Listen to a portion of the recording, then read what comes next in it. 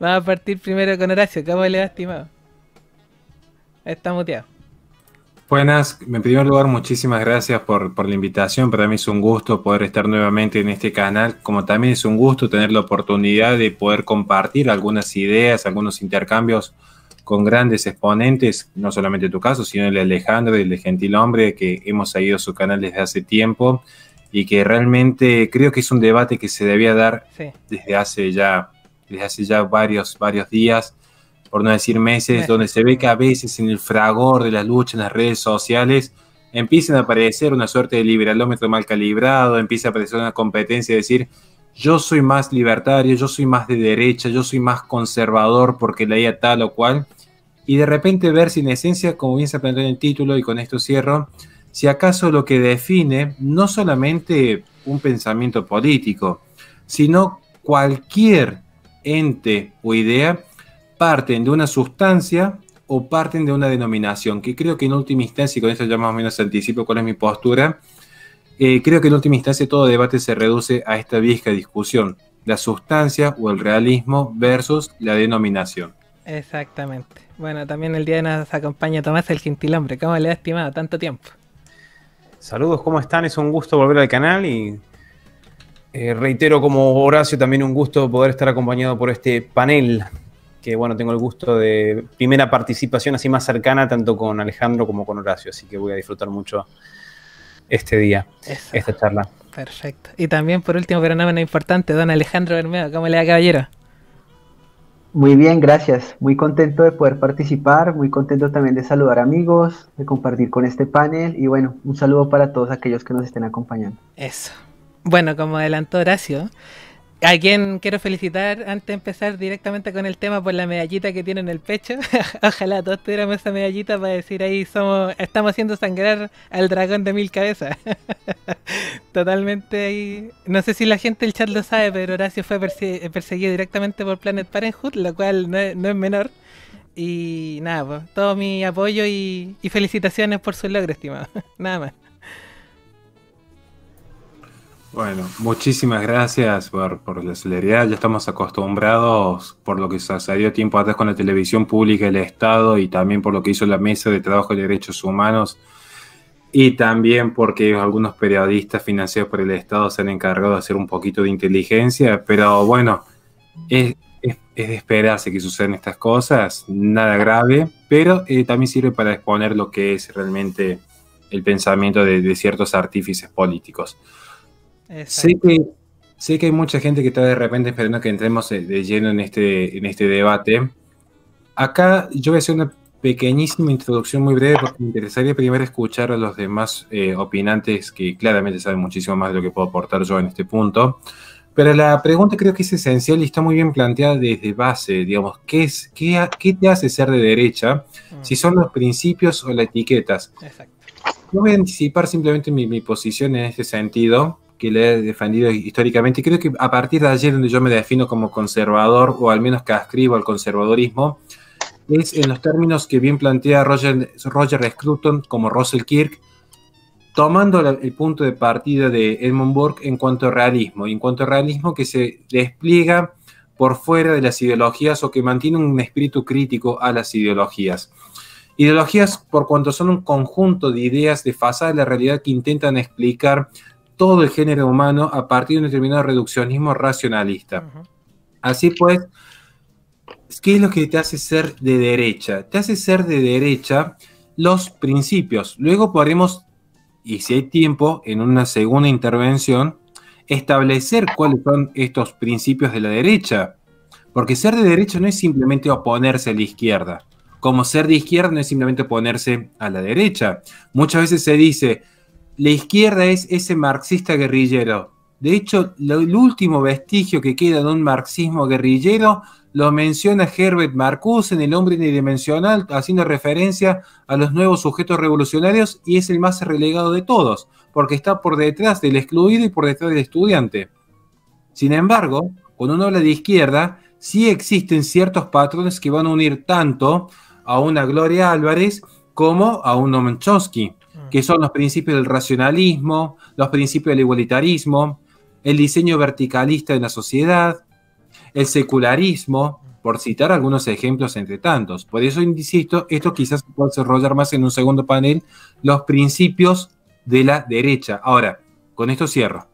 ¿Qué es ser de derecha? Bueno, justamente es ascribir a una esencia, es ascribir a esos principios, no es la denominación, porque si se cede que la etiqueta es lo que define la derecha, en consecuencia, quien cree que ser de derecha es una cuestión de etiqueta, tiene que automáticamente ascribir al pensamiento que en su momento esbozó Guillermo de Ockham, que es el nominalismo. Y si alguien ascribe al nominalismo, automáticamente está negando lo que es la esencia y la sustancia en cada ente. Por lo tanto, y valga la redundancia, sería la puerta de apertura no solamente al dualismo cartesiano, que es donde se origina esencialmente parte del pensamiento de izquierda, sino a lo que para muchos termina siendo, en última instancia, el relativismo, porque todo depende cómo sea denominado. Y en esencia, ese es parte del gran problema de la posmodernidad. Creer que el discurso, que el verbo, es capaz de crear una realidad en forma independiente de la realidad misma.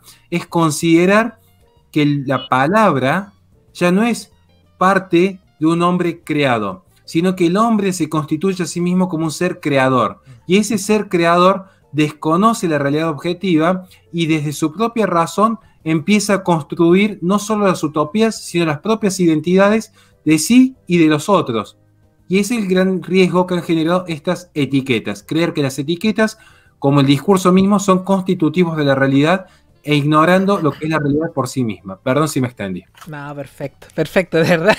Manera de empezar esta charla y dejaste el listón súper alto, pero yo estoy seguro que Tomás puede alcanzarlo. Vamos, Tomás. Horacio inició con la artillería pesada. Al tiro, la tiró toda. Vamos, Tomás, dale, la misma pregunta. Bueno, es decir, para mí es importante entender que el lenguaje muchas veces tiene la función de ayudarnos a describir la realidad.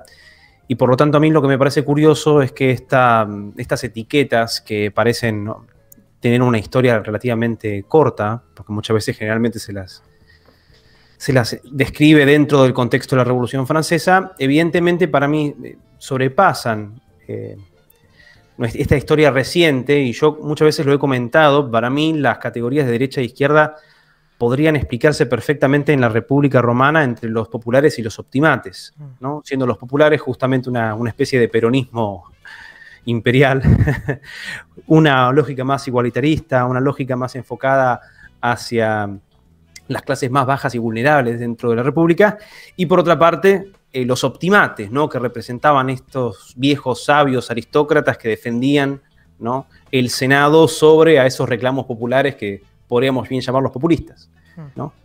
Entonces, por lo tanto, yo encuentro que digamos, estas dos etiquetas son herramientas de lenguaje que nos permite darnos cuenta de que existe una realidad política, yo diría, binaria, y en el cual nosotros podemos encontrar a la derecha y la izquierda en muchos contextos diversos. Y eso creo que es lo que causa más confusión. Es que nosotros podríamos hablar de una derecha y la izquierda dentro de quizás de un conflicto hispanoamericano de hace un siglo, podríamos quizás encontrarlo en las políticas de la antigua Grecia o de la antigua Roma, y lo podemos encontrar en la sociedad hoy. Pero sí estoy de acuerdo con Horacio, que en el fondo eso no depende meramente del lenguaje, así de una creación, sino propiamente de que existen principios detrás. Y yo voy a marcar justamente dos que a mí me parece que están detrás de estas etiquetas, que es por un lado el conflicto entre la igualdad, ¿no? Si el igualitarismo, que puede ser entendido de diferentes maneras. Sí, generalmente la izquierda teniendo una posición muy intolerante hacia ciertos conceptos de desigualdad, y esto, digamos, lo vemos prácticamente en toda la historia. Y bueno, para mí principalmente está enmarcado en el tema de la igualdad. Y por otra parte, uno podría preguntar hasta qué punto, en cierto sentido, el individuo frente no al comunitarismo, sino hacia lógicas más ahí yo hago una diferencia, ¿no?, entre lo que propiamente, digamos, colectivista con lo comunalista o con un sentido de una especie de comunidad, ¿no? O social. Claro, entonces para mí es un poco diferente eso. Sí me parece que entonces se pueden más o menos hablar entre ejes de igualdad y de individualidad o colectivismos. Para mí eso es el primer esbozo que doy del tema. Perfecto, perfecto. Ahí de nuevo. te digo al tiro que alcanzaste el listón. Pero Alejandro, yo también te tengo fe. Vamos, Alejandro. Bueno, hablar de izquierdas y derechas depende mucho de las categorías que vaya a usar un científico social para determinar qué es ser de izquierda o qué es ser de derecha, lo cual no implica que no exista una esencia y que no sea posible encontrar que hay un pensamiento de derecha y que hay un pensamiento de izquierda. Hoy se nos habla mucho del fin de las ideologías, de que ya eso de izquierda y derecha no sirve, que eso es anacrónico, que no explica la realidad. También Fukuyama va a hablar de ese fin de la historia, también Norberto Bobbio en su libro donde trata el tema de la izquierda y la derecha, va a decir, venga, realmente no hay algo detrás, no hay una esencia detrás de estos conceptos, y él va a categorizar, y yo creo que es la manera correcta de entenderlo, si bien eso puede ser todavía más matizado. La derecha significa la defensa de la libertad y la izquierda significa la defensa de la igualdad, o al menos en la derecha se valora la libertad por encima de la igualdad y en la izquierda se valora más la igualdad por encima de la libertad. Las categorías que va a usar Bobbio para determinar derecha e izquierda son si eres democrático o si eres autoritario. Entonces para él, si tú eres autoritario, ya te marcan en un extremo, por ejemplo, extrema derecha, si supuestamente hay una cierta desigualdad, pero con autoritarismo, entonces eres de extrema derecha, y ahí te pone, supuestamente va a poner a los nazis, etcétera. Y si eres igualitario pero autoritario, entonces allá está el comunismo, el socialismo, etcétera. No me gusta mucho porque obviamente ya está el sesgo que le pone ahí con la democracia, ¿no? Y todo el resto de partidos están al centro. Pero yo creo que hay una esencia en estos dos conceptos, más allá de que históricamente, por ejemplo, los librecambistas, los liberales clásicos, estaban a la izquierda, junto con los socialistas. Es un dato curioso, digamos, cuando pasa el Parlamento, la Revolución Francesa y todo este tema de los jacobinos, etc. Es más, Frédéric Bastiat, un liberal, compartió congreso con Pierre-Joseph Proudhon, de izquierda, pero ambos estaban a la izquierda, solo que en la izquierda estaban los liberales y también estaban, digamos, que aquellos que tenían tendencias socialistas. Así que también se ha dado mucho por el azar. En el régimen nazi, los nacionalsocialistas, dice Erich Kuehnelt-Leddihn, para desgracia, se sentaban en la extrema derecha del Parlamento. Y por eso quedaron denominados, porque la gente no analiza de fondo, y de ahí para adelante quedarían enmarcados como extrema derecha. Y así sucesivamente uno puede encontrar ciertas asociaciones de lo que es la derecha y la izquierda, por ejemplo, bíblicas, ¿no? El corazón del justo está a la derecha, ¿no? El corazón a ver, y si encuentro esos Eclesiastes, yo lo tenía por acá, y el corazón del necio está a la izquierda. En el juicio final, los justos estarán a la derecha, los injustos a la izquierda. El Hijo de Dios se sienta an dexteram Patris, a la derecha del Padre, que es el credo niceno, que todos sabemos, el Padre Nuestro. Entonces también ahí uno encuentra una serie de categorías, y ya para ir cerrando, porque no voy a entrar a decir lo que yo entiendo por derecha o izquierda todavía, digamos, más concretamente, y creo que de pronto ahí voy a tener una diferencia con Horacio, porque yo tengo una visión más empirista de la derecha, y me pareció que la de Horacio estaba un poco más idealista, un poco más, no sé, o tal vez no le terminé de entender.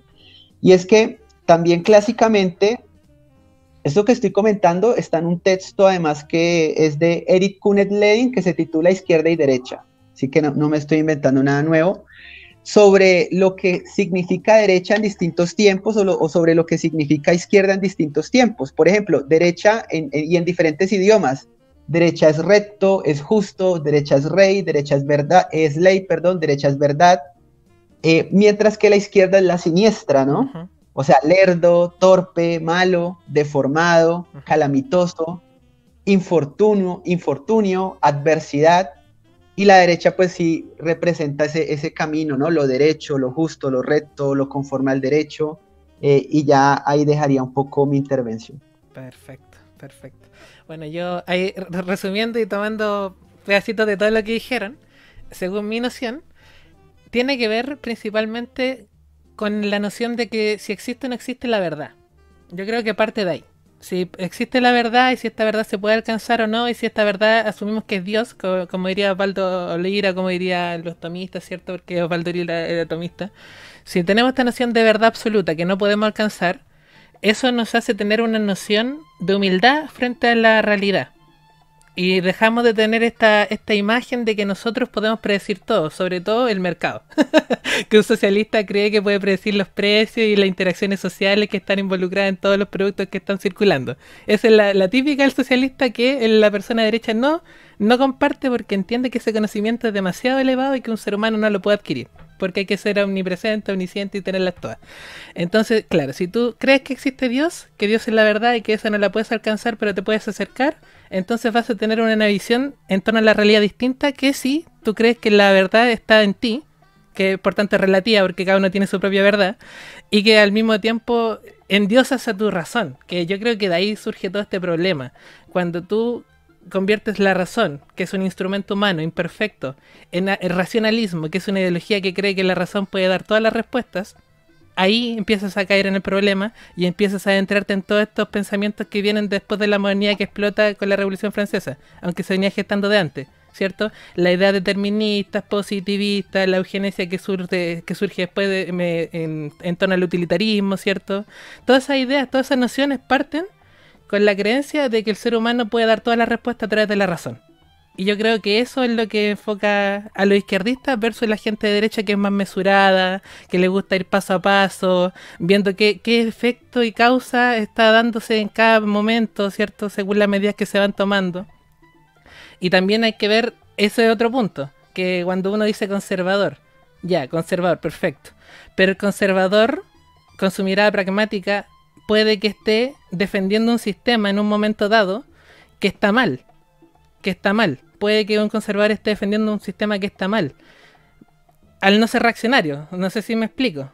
Porque, por ejemplo, Portales, estoy hablando acá en el caso chileno, él trajo orden a un periodo de anarquía que duró más o menos 10 años en Chile, luego de 1820. Y mantuvo paz en el sistema liberal, que ya dejó la escoba. O sea, tuvimos 10 años de caos, el periodo de anarquía, donde se hicieron varios procesos de constitución y todo. Hubo mucha sangre, mucho caos. Y Portales coloca orden, pero deja el sistema como estaba. O sea, es pragmático y mantiene el orden en un sistema que había causado el problema previo, que quitó una paz previa que duró cientos de años. Entonces, conservador en relación a qué. Yo creo que siempre el conservador tiene que agregársele un apellido. ¿Qué quiero conservar?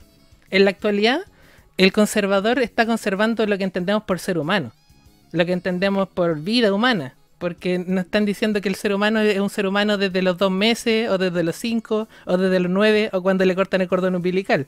El conservador te va a decir, no, el ser humano desde que se genera la concepción, desde ahí es ser humano, porque tiene toda la identidad genética de un ser humano.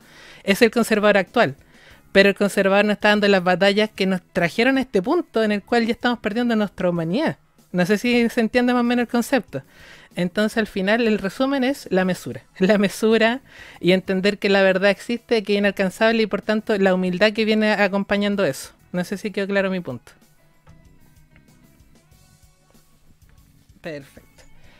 Ya, como les decía, esto es también que nosotros entendíamos por derecha, izquierda, y luego vamos a hablar de la etiqueta, porque típico, ¿cierto? Me importa un pito, no me importa un pito la etiqueta, como decía Agustín Laje. Pero hay mucha gente que sí le importa la etiqueta. Y ahí por eso me gustaría ir desmenuzando punto por punto la etiqueta y cómo uno puede reconocer aunque no debiésemos, ¿cierto? Después de dar nuestra interpretación de derecha, pero igual yo creo que es importante el ejercicio. ¿Cuándo un liberal, por ejemplo, es de derecha y cuándo un liberal es de izquierda? Partiendo por Horacio. Bien, qué desafío tener que opinar en este punto. Primero porque hay un chiste muy común, pero que no lo voy a hacer porque sé que se van a interpretar respecto al liberalismo. Alejandro ya se está riendo, no sé por qué. Pero lo voy a hacer fuera de cámara. Quiero que mi canal sobreviva un poco más todavía. Pero no, volviendo al tema central, así un poco más serio. Si algo que sorprende enormemente es que a veces aquellos que se han jactado de haber leído pirateado un libro en PDF de Hayek, visto 3 videos de Milei y haber escrito un hilo en Twitter, creen que ya son grandes exponentes del pensamiento político, cuando la realidad es que entran en una vorágine y una carrera sin fin por medir quién es más liberal que quién, o si acaso el liberalismo es de izquierda o si acaso el liberalismo es de derecha.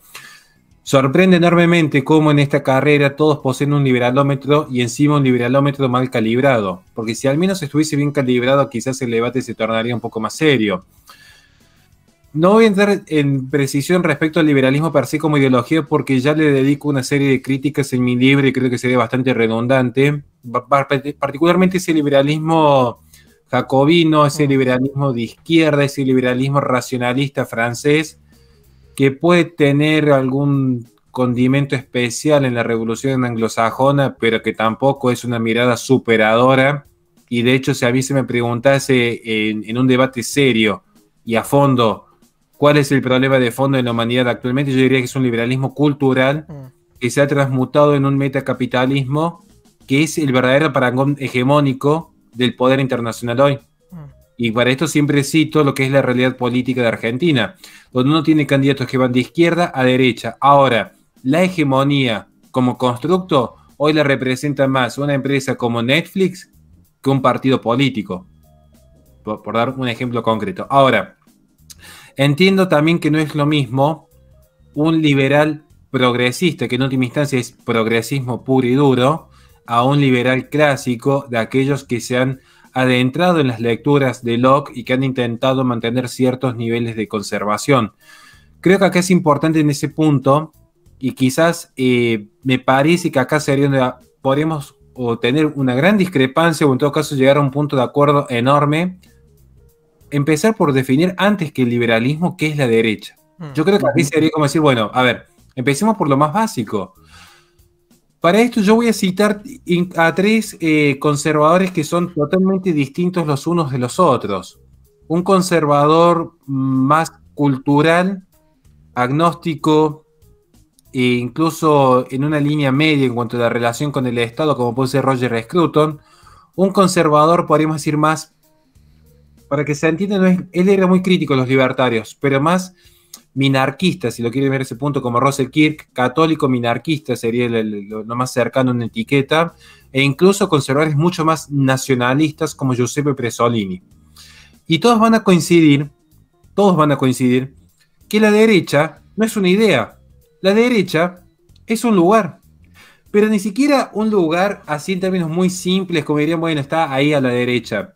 ¿Qué es el lugar? ¿Qué es el lugar para la filosofía? Empecemos por lo básico, porque a mí me sorprende que a veces muchos entran en discusiones y debates sin empezar por las cuestiones más elementales y básicas de todo análisis. ¿Qué es el lugar para la filosofía? El lugar para la filosofía es esa propiedad que acompaña la cosa sin ser parte inherente de la cosa.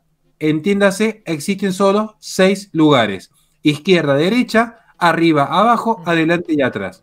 Esto para la filosofía Aristóteles. Ahora, entonces, el conservadurismo, como ese conjunto de ideas empíricos, realistas, tradicionales, sobre todo realistas, si algo que decía el conservadurismo es el realismo político ante todo, que eso responde un poco a tu inquietud, chileno, en cuanto por qué el conservador a veces defendió esto y después defendió esto otro, porque es realista y si bien tiene la mirada en el cielo, tiene los pies en la tierra. Es lo que plantea Russell Kirk, capítulo 2, qué significa ser conservador. Entiende el equilibrio entre lo perdurable, como el orden moral, y lo mutable, como el orden político. Entonces, el orden político o el sistema político, si se quiere en ese sentido, puede mutar. Quizás ya no estamos en una monarquía católica, quizás estamos en un sistema democrático. La realidad es que hoy no se puede imponer una monarquía católica, querramos o no. Exacto. Pero sí podemos decir, bueno, no es lo mismo que existe una mayoría conservadora en el Congreso a que existe una mayoría marxista. Y sobre esto algo de experiencia tienen en Bolivia, en Chile, en Colombia, en Perú. Que no es lo mismo un Congreso de izquierda, un Congreso de derecha. Más allá que podemos discutir el sistema democrático. Ahora, las ideas liberales, conservadoras, paleolibertarias, paleoconservadoras, liberales clásicas, van a asentarse a la derecha. Por eso insisto, Presolini, Kirk, Roger Scruton. Se asientan en la derecha, pero no es la derecha. ¿Se entiende? Por eso dije que ese lugar, aquella propiedad que acompaña la cosa sin ser la cosa. Porque la cosa puede dejar de estar a la derecha, puede dejar de estar arriba, puede dejar de estar adelante, sin dejar de ser esa cosa. Sin embargo, cuando se altera la sustancia, la cosa sí deja de ser cosa. Cuando se altera su sustancia. Entonces, cuando se quiebran los principios que hacen que algo sea un conservador, ya deja de ser conservador, o deja de ser liberal, o deja de ser nacionalista, o deja de ser socialista. Eso es una discusión posterior. Pero sí quería marcar esto.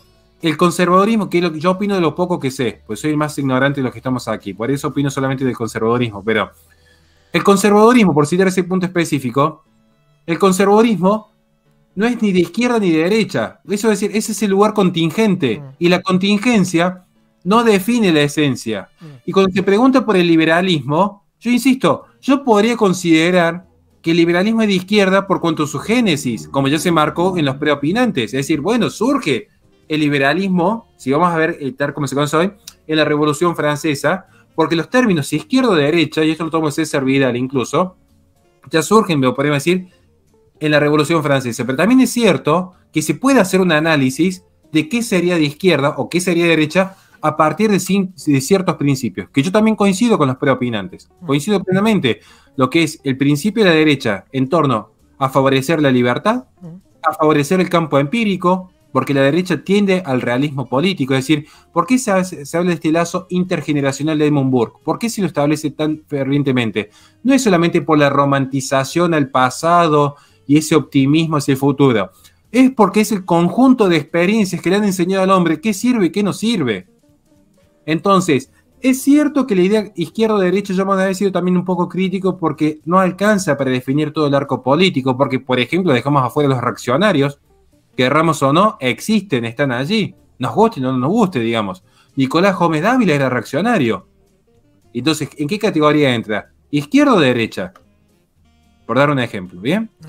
Digo esto porque muchos están esperando que demos, a mí me están esperando que dé una respuesta definitoria. No, yo estoy diciendo, miren, yo trato de establecer ciertos puntos para el análisis. Primero, con esto cierro, para resumir toda mi exposición. Primero, el liberalismo parte de una ideología. Entonces, habría que discutir luego si las ideologías son una construcción racionalista o empírica. Es una discusión a dar. No, se entiende, un debate sano que se puede dar entre caballeros. Segundo, izquierda o derecha, filosóficamente van a tender a lugares. Y el lugar es un contingente que no define una esencia. Tercero, el conservadurismo, como el liberalismo, se pueden asentar. Pero dicho asiento es un accidente de la coyuntura política.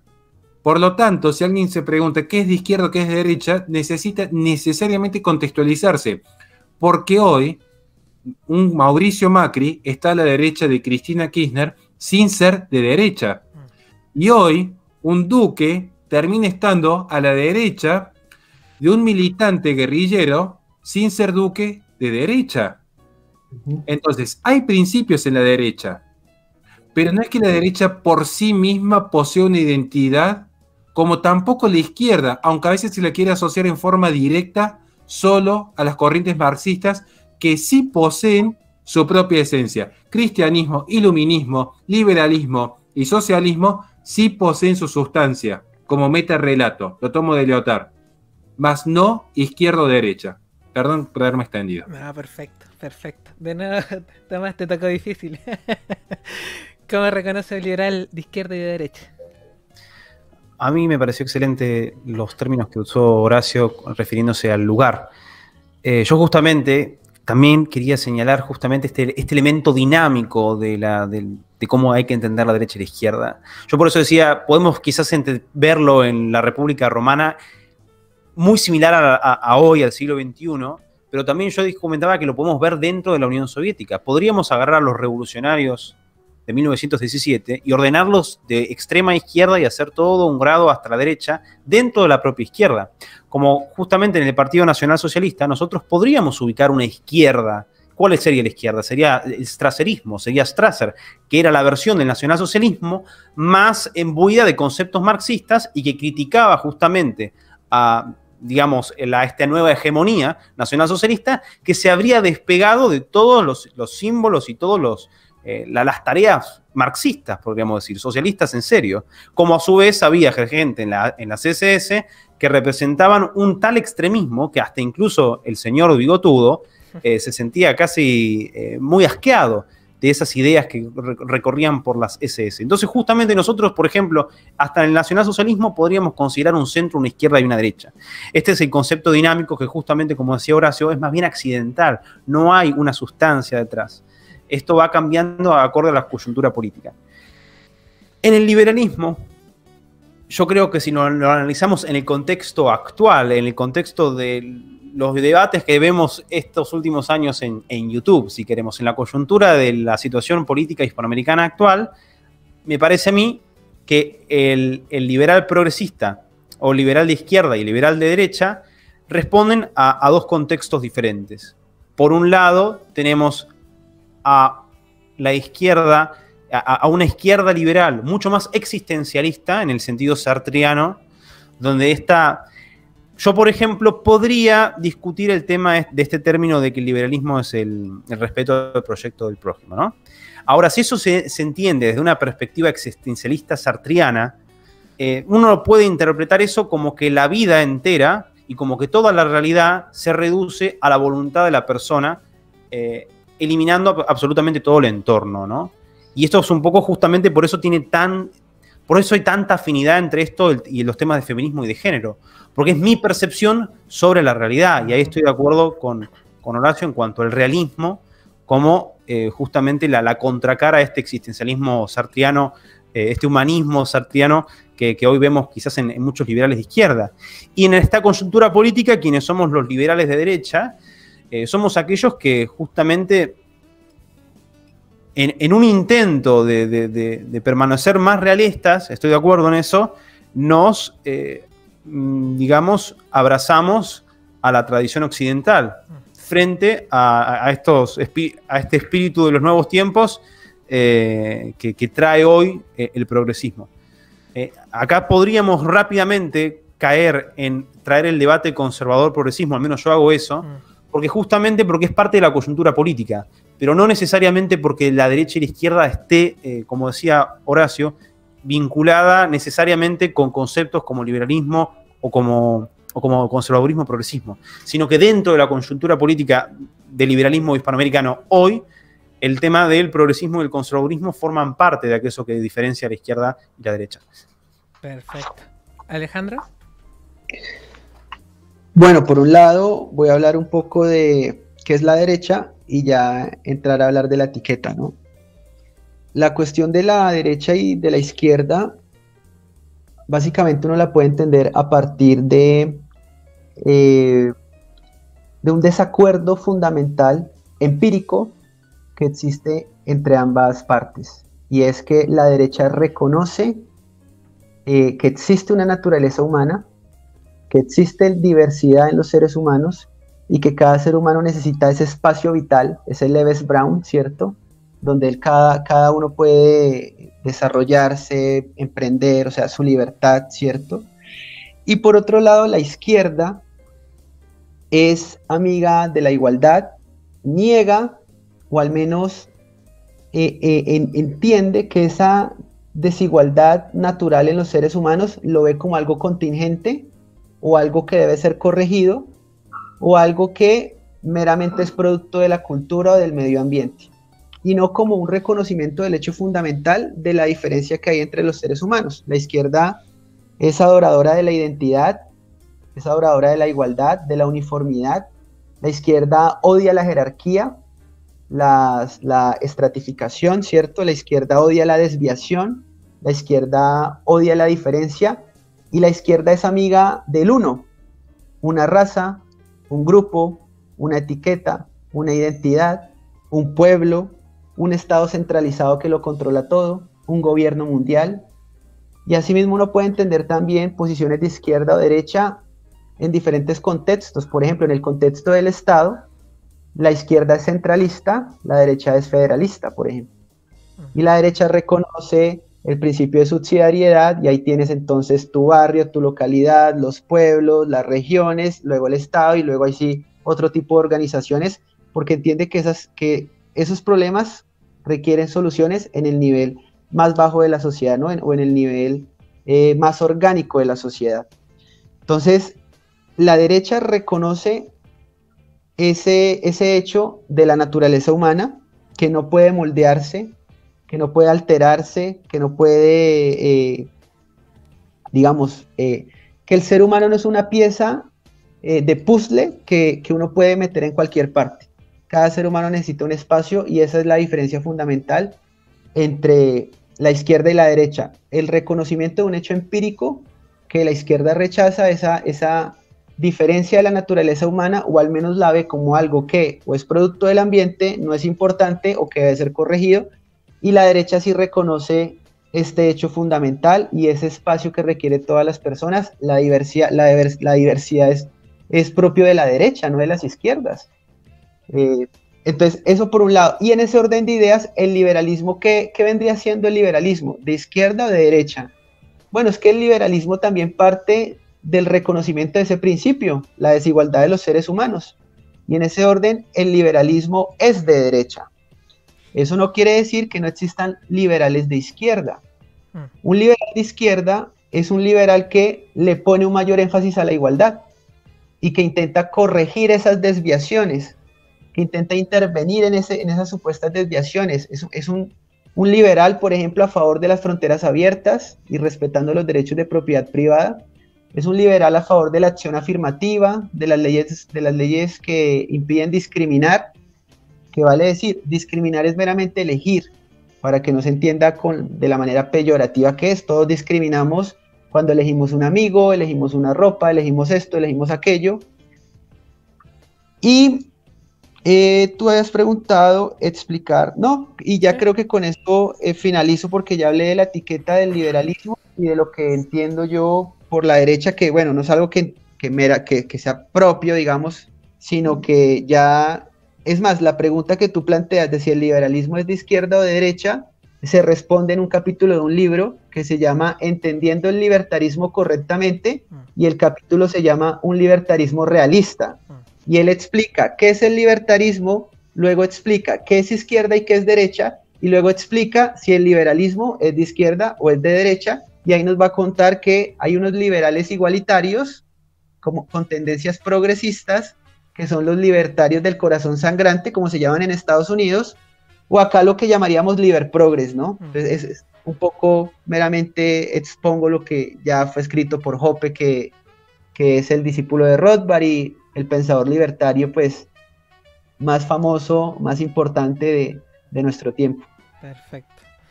Bueno, yo ahí haciéndome cargo de la pregunta también. Bueno, tenemos en el pasado, ¿cierto?, dos tipos de liberales que están bien marcados, pues los que están en la parte del Reino Unido principalmente, y los que están en Francia.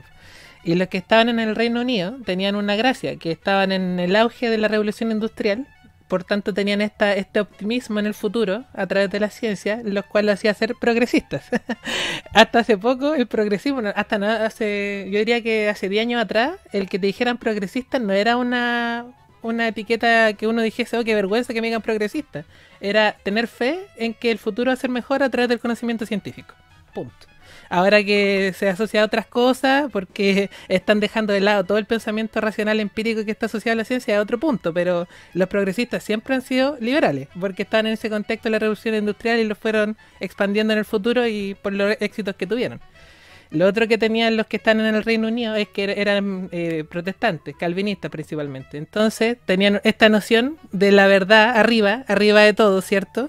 Que les dejaba con un poco de mesura. ¿En qué se diferencia eso con los que están en Francia? Que no son liberales propiamente tal, sino que se hacen llamar libertadores. Y que son los que llegan a América, Hispanoamérica, como libertadores también. Ya hay que dejar claro, son los primeros libertarios. Esos son los primeros libertarios, los de Francia, que eran racionalistas y iluministas. Ya sacan a Dios de ahí de la ecuación y pasamos a lo que dije en la intervención anterior. Creen que ellos son los que pueden construir desde su cerebro el esquema mental y construir la utopía en la Tierra. Hay un libro que yo creo que todos ustedes leyeron, de Isaac Asimov, que se llama La Fundación. Y en La Fundación se postula que si uno conoce la información de todos los habitantes del universo, puede predecir lo que va a pasar a 1000 años al futuro. Determinismo total, ¿ya? Y esa forma de pensar, yo creo que está arraigada dentro de los liberales de izquierda. Que como no pueden acceder a este conocimiento total de toda la humanidad, trabajan con esquemas. Por ejemplo, porque todos sabemos que los liberales franceses fueron los protosocialistas. Yo creo que eso está claro y no hay que discutirlo acá. Todas estas personas abogan a que el pueblo, por ejemplo, el pueblo es tal. Y si no estás aquí, eres el antipueblo y te tenemos que eliminar, porque tú estás interfiriendo, eres una variable que me destruye mi ecuación perfecta de cómo tiene que ser un mundo ideal. También lo podemos llevar al proletariado, lo podemos llevar a los machitos opresores, lo podemos llevar a todos los esquemas que destruyen este futuro ideal que está construido en sus cabezas, que requiere de un ser universal bajo esos dogmas, esos principios. Porque si no, su esquema no le resulta. Por ejemplo, estaba viendo acá uno de nuestros candidatos presidenciales, Daniel Jadwe, que es comunista, que él plantea que la gente tiene que ser solidaria. ¿Ya? Perfecto. ¿Y cómo? ¿Cómo? O sea, de pronto toda la gente va a ser solidaria y va a pasar más dinero del que puede entregar porque sí. Bueno, como eso no se da, tienen que recurrir a las armas. Pues por eso siempre son reacciones violentas, porque están en torno al orden natural. Son just positivistas a full y creen que echa la ley, echa la norma, echa la conducta. Eso está clarísimo desde los liberales franceses. Lo trajeron acá con sus constituciones y son todos constitucionalistas, full apegados a la constitución, y cualquier cosa que está fuera de esos esquemas no les calza en su esquema. Y yo creo que se reduce en eso al final. Lo hemos dicho en la primera intervención. En entender que la realidad es más compleja, que hay muchas variables, que no todo es blanco y negro, sino que hay mucho gris entre medio, y que por tanto tú no puedes predecir el comportamiento humano ni siquiera de un grupo pequeño, para qué hablar de la humanidad. Y bueno, eso ocurre, como dije, como anticipé, los franceses se llamaron libertadores acá en Hispanoamérica, luego en Estados Unidos los de izquierda, los demócratas, se hicieron llamar liberales, y los de derecha republicanos dijeron, chuta, nos quitaron la palabra liberal, entonces nosotros vamos a ser libertarios. Y ahí es donde queda la confusión. Adelanto para no hacer todo un esquema de que es un libertario de izquierda y derecha, que hay mucha gente que se dice libertaria, pero que tiene todos estos preceptos que dijimos que son de liberales de izquierda. Entonces ya se puede llamar libertaria, pero en sus actos y en sus ideas y en todo lo que defiende es liberal de izquierda. Entonces es el problema con los libertarios y los liberales, que son conceptos que ya, como estamos en un mundo globalizado, tú te traes el concepto de un autor que está en Estados Unidos, pero acá en Chile un libertario, que es jacobino, porque todavía es jacobino, te va a decir, chuta, pero si los libertarios siempre fueron de izquierda. Entonces está siempre esa confusión. Y yo creo que es un concepto súper difícil de defender si es que no se tienen idea de las ideas centrales que están detrás. Y con eso termino esta intervención y doy paso... Dale nomás. Te interrumpo con algo muy pequeño. Dale. Otro elemento que menciona Hoppe para determinar si un liberal es de izquierda es el cosmopolitismo. Porque ellos se creen ciudadanos del mundo, ellos son universalistas. Exacto. A ellos usted no les puede hablar de la sangre y el suelo. Es más, si juega la selección de fútbol del país de ellos, se ponen furiosos. Y si ven a la gente celebrando, más furiosos todavía. Porque ellos tienen esa visión universalista de que ese orden debe ser impuesto en el resto del mundo, y una tendencia muy racionalista, muy cosmopolita, muy de que ellos pueden estar aquí, mañana allá, mañana al otro lado. O sea, no hay una idea de arraigo y no hay una idea de ese reconocimiento, porque de hecho los libertarios que han entendido bien su filosofía, lo primero que hacen es defender los cuerpos intermedios, el principio de subsidiariedad, o sea, que hay que partir del estadio más pequeño hacia arriba, y no lo contrario, que es esa visión racionalista o universalista de un orden liberal para todo el resto de la humanidad. Entonces, ese es otro elemento que allí se destaca del liberal de izquierda, y yo creo que queda claro cuando vemos lo que nosotros llamamos liber progress, que se ajustan, son cosmopolitas, universalistas, quieren fronteras abiertas, y están manejando, están trabajando o hablando de todos estos temas de discriminación, y que feminismo, y que LGBT, etcétera. O sea, han sido consumidos y representan el mainstream cultural de izquierda. Y cierro con esto. Hay una razón por la cual Antonella Martí e Iván Carrino no están en la lista negra de la Gestapo Argentina, y Horacio Justo sí, porque Horacio Justo es disidencia política, y esta gente es mainstream, es establishment, es más de lo mismo. O sea, esa gente ni a disidencia controlada llegan, porque es que meramente han sido culturalmente absorbidos por la izquierda. Son liberales de izquierda, y en todo, pues para el poder no significan nada, y por eso no están ahí, y por eso Horacio sí está en la lista. Lo vi, me lo encontré hoy haciendo un video de eso, y yo, uy, Horacio está por acá. Sí, bueno, eso que tú, lo que dijiste recién, pro-choice. Con eso tenemos claro que es un liberal de izquierda. Un libertario de izquierda. Pro-choice. Bueno, el otro tema que es complejo de tratar tiene que ver con los republicanos. Ahí Alejandro me decía en el chat, explícamelo, porque no entiendo cómo un republicano puede ser de izquierda. Yo le decía, pucha, pero piensa en los españoles. Si tú a uno de Vox le dices tú eres republicano, yo creo que te da una bofetada. Bueno, partamos por Horacio, estimado. ¿Qué hace que un republicano sea de izquierda o de derecha? Bien, antes de comenzar, 2 aclaraciones mínimas. Si ven que en 2 minutos de repente se me caen las señales porque me han bombardeado porque cumplo años en 2 minutos. ¿Verdad? Así que pido disculpas por si de repente se cae la señal porque me llaman por teléfono o algo. En segundo lugar, sí quiero remarcar antes de pasar a la cuestión de los republicanos, que claramente es un tema que me excede en muchos sentidos el análisis completo. Remarcar lo que muy bien han marcado los preopinantes en cuanto a una característica esencial, y para mí es la definitiva, a mi criterio, ¿no? A mi criterio. Lo que realmente define la izquierda o la derecha como categorías es esencialmente el racionalismo. Yo puedo encontrar un pensamiento de izquierda desde un Francis Bacon hasta un Robespierre, hasta un Marx, hasta una Gloria Álvarez, porque en el racionalismo lo que existe es un determinismo propio de las ciencias, y es aplicar este concepto cientificista en el plano de la sociedad. Uno en la ciencia puede describir y digamos, en todo caso, anticiparse el fenómeno a partir de ciertas reglas. Entiéndase, si yo logro determinar que el calor dilata los metales, siempre que yo ponga un metal ante una fuente de calor, sé que se va a dilatar. En el mismo sentido, es que se intenta predecir y controlar el comportamiento humano desde la razón. Esto implica la construcción y la transformación de la realidad a partir del pensamiento. Por eso, si se ve un ejemplo concreto en uno de los últimos videos que yo analizo, que hablo sobre el transhumanismo, más allá que le pongo un poco de humor para hacerlo más ameno, en el fondo está esta idea del racionalismo. El transhumanista intenta alterar la esencia del humano. El transgénero intenta alterar la esencia de su naturaleza. El transespecie intenta alterar lo que es la propia humanidad per se. Entonces, ¿qué es lo que hay aquí? La idea de, si lo puedo pensar, lo puedo hacer. Incluso se vincula íntimamente al imperativo y la positividad que denuncia Byung-Chul Han. El imperativo y la positividad es un imperativo propio de la izquierda, aun cuando se ve favorecido por el mercado. Y si vamos a ser un poco más quisquillosos, no crean que izquierda equivale a más Estado, que bien es cierto cuando se mantiene esta idea del uno, que yo coincido plenamente, creo que es un análisis fenomenal. Pero si vamos al caso, el mito del buen salvaje y esta idea de, bueno, la sociedad hermandada, la sociedad global, la sociedad sin estas instituciones que lo corrompen. Y ahora, la institución puede ser desde la Iglesia Católica hasta la propiedad privada, hasta el Estado. No se olviden que Marx en última instancia también quería abolir los impuestos y el Estado. Dato, digamos, ¿no? Hay que leer completo pero es una discusión mucho más profunda. Ahora, el tema del racionalismo creo que es fundamental, porque eso es lo que va a permitir distinguir rápidamente izquierda-derecha.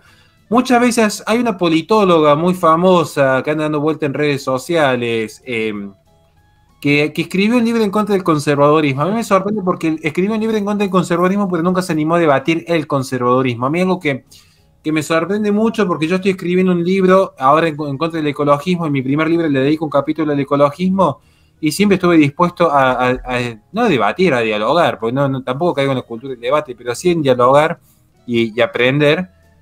Pero me sorprende enormemente esta idea del conservadurismo que plantea esta politóloga. A mí me sorprende enormemente. ¿Por qué? Porque el conservadurismo, y cito a Russell Kirk, ¿qué significa ser conservador? Capítulo 2, Principio de la Diversidad, parte justamente de reconocer las diferencias naturales en el ser humano. Entonces, considere que si una comunidad puede coexistir y convivir, prosperar y ser feliz con una monarquía, no tiene por qué venir un sistema democrático, como sucede con los neocons, y a punta de pistola decirle, bueno, traemos más y mejor democracia para tu reinado. Y esto es una experiencia real, digamos. Entonces, eso por un lado. ¿Qué es lo que sucede con los republicanos? Es muy buena la pregunta, porque incluso yo no tengo una respuesta acabada, y por eso no me voy a extender tanto en este punto, porque, insiste, no sé si se percataron que en su momento yo dije, hay un pequeño problema con los categorías de izquierda o derecha, que dejan afuera categorías que están, valga la redundancia, por fuera de estas categorías. Vamos a la Revolución Francesa. A la derecha, los más conservadores, los girondinos, un poco más mesurados, un poco más prudentes, es decir, cuidado con las revoluciones. Allí podemos incluso encontrar ciertos vaticinios que realiza Munburg. Pero ¿qué sucede con los reaccionarios? O sea, ¿qué sucede con las categorías que no pueden ser encapsuladas dentro del propio sistema que está desarrollando dichas categorías? ¿Qué sucede con el reaccionario? ¿Qué sucede con la Segunda República en España? Por dar un ejemplo. ¿Qué sería de izquierda o de derecha? Vamos al fenómeno concreto de los cristeros en México. ¿Dónde estarían los cristeros? ¿A la izquierda del sistema, que eran unos revolucionarios que no querían ningún tipo de cambio y volver al orden anterior? ¿O los que venían siendo financiados por ciertas logias para establecer la revolución en México, en nombre de la República, la Constitución y las libertades? Yo no le tengo la respuesta. ¿Qué sería de izquierda o de derecha en 1810 aquí en Argentina? ¿El ejército realista, con hombres libres, o los que venían a traer libertad y la Constitución usando esclavos explotados desde Brasil para defender estas libertades? Y piratas, ojo. Por eso, me hablan a veces de libertad, si yo pienso, qué curioso, se firma la libertad un 25 de mayo, 26 de mayo, ya había tratado de libre comercio con una única potencia, en forma monopólica. A mí la verdad que esto a mí me sorprende mucho a veces en algunos análisis. Por eso no puedo dar respuesta, porque reconozco mi ignorancia en un tema que me excede. Muchas veces dicen, el intelectual tiene que tener respuestas. No, para nada. Es un ser humano que se equivoca. Entonces, yo reconozco mi falencia de decir, no sé qué pasa con los republicanos, qué pasa con la república como concepto. Porque ¿qué república? ¿La griega? ¿La república francesa? ¿La española? ¿La mexicana?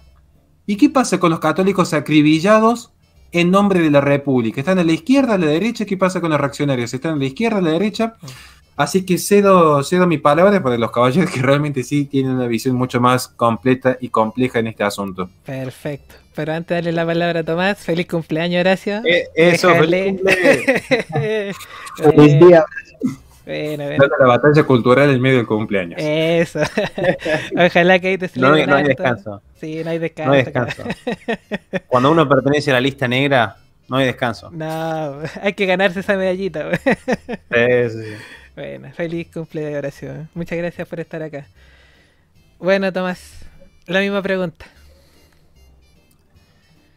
Yo leí hace un tiempito que Alexander Hamilton, escribía de la República que era un concepto en su época, ¿no? Hace 200 años.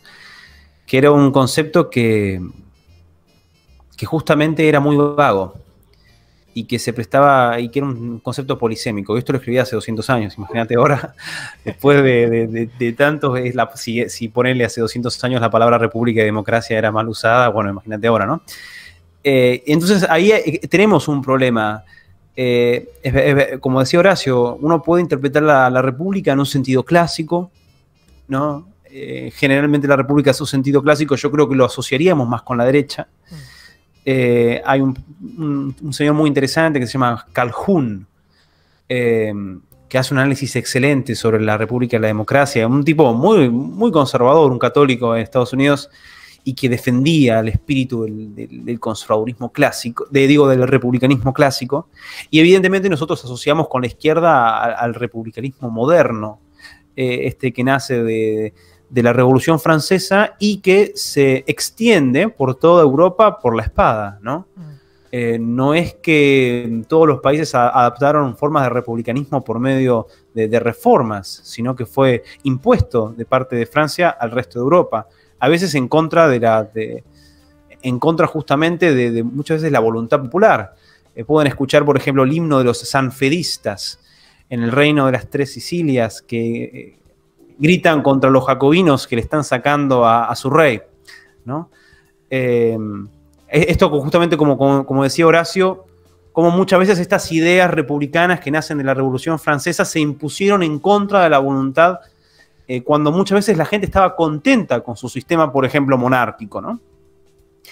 Y bueno, y finalmente, porque no puedo hablar mucho más de esto sin volver un poco a lo que también comentaba Horacio, de que nosotros nos enfrentamos a un problema.